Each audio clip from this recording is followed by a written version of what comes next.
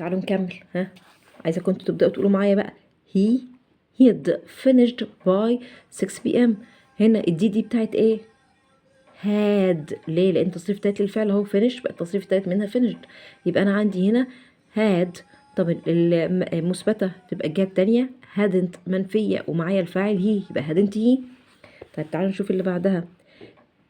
he'd rather. الدي هنا had؟ لا.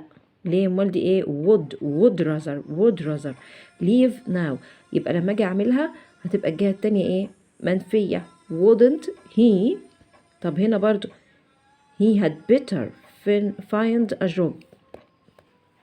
تبقى هنا هتبقى الجهة التانية منفية hadn't he. they'll help us. will مثبتة تبقى الجهة التانية won't they.